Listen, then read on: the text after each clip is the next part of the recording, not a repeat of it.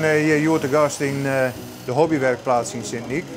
Deze hobbywerkplaats bestaat hier al 24 jaar en is destijds opzetten om mensen die niet meer in het arbeidsproces bezig zijn, om die een plek te gaan om hun hobby uit te voeren. Het lijkt nu erg op een bak, maar als je hem omkeert wordt het echt een tafel. Dus eerst zet ik er straks een schroef in. En dan gaat er met lijm en dan een prop erin. Jo, werk je het heel keurig aan? Ja, ja. Men begint hier over het algemeen om een vogelhokje te maken. En dat is dan het eerste werkstuk. En vervolgens gaat men in meubels over, men gaat in lampen. Alles wat je van hout maken kennen, dat wordt je zo'n beetje geproduceerd. Dit wordt deze stoel. En die heb ik een foto van genomen toen ik bij mijn broer in Canada was. Maar je doet het wat uit te hollen? Ja, je moet proberen om een vorm erin te krijgen, je weet. Maar wordt het wat? Ja, het komt best goed. Als je straks terugkomt, dan over een dag of 3, dan is het al iets.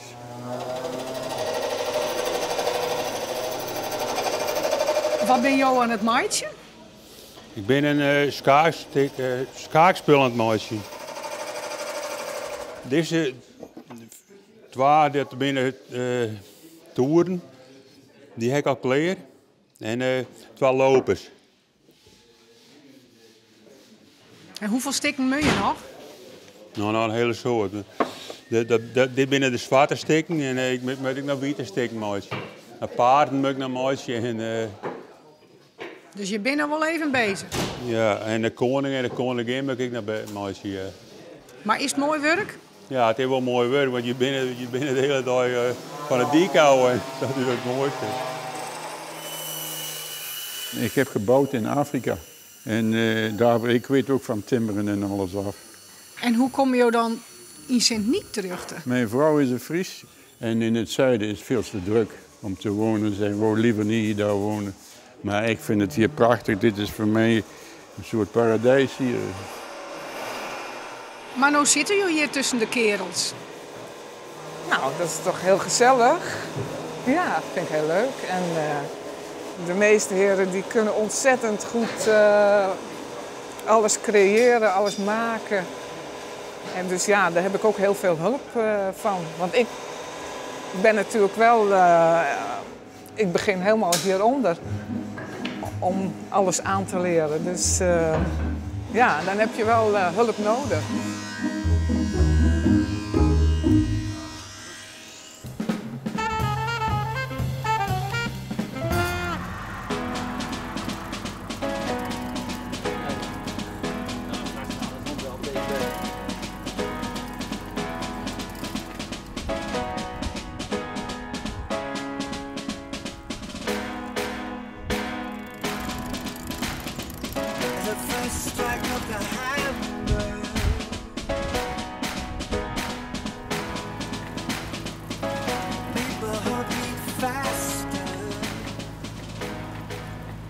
Ik heb 2 jaar terug een ongeluk gehad waar ik mijn rechterbeen verloren ben.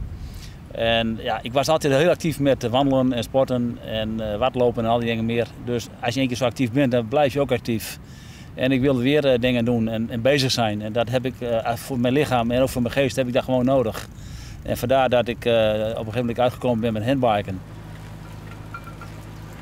Ik ben in 2008 heel erg ziek geworden. En dus mijn bloed is gestold. Dus ik kreeg allemaal bloedstolsels. Waardoor mijn beide onderbenen zijn geamputeerd. En alle vingers.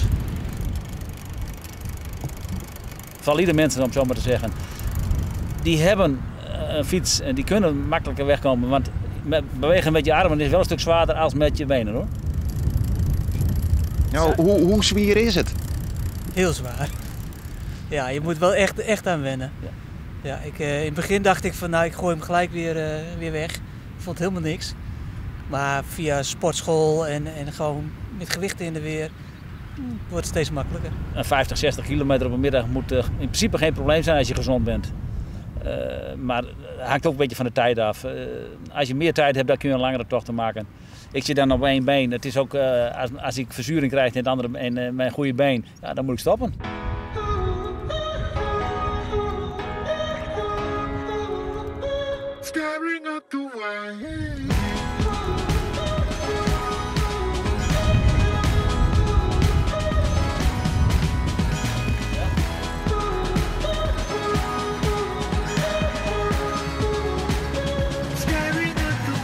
Voor waar van je beiden is het nou het zwaarst? Oh, dat is een gewetensvraag. Nou, ik denk voor hem zwaarder, omdat hij heeft zijn handen. Ik heb mijn handen, die zijn volledig goed. En hij heeft zijn handen, die zijn. Hij doet alleen met de handpalmen, en anders kan hij niet. Dus je hebt een heel andere krachtsoverbrenging. Plus, ik heb mijn hele lichaam kan meewerken en hij zit veel lager. Dus daardoor heb jij minder dat je je lichaam kunt gebruiken. En wat voor snelheden kun je hem helpen? Nou, bij de berg op 1 kilometer. En bij de berg naar beneden 60, 70. Ja, dat is, maar hier in Friesland hebben wij geen bergen. Dus als je een kruissnelheid hebt van 20, 25, dan gaat het wel heel mooi. Ik wens niemand een beperking toe, daar niet om.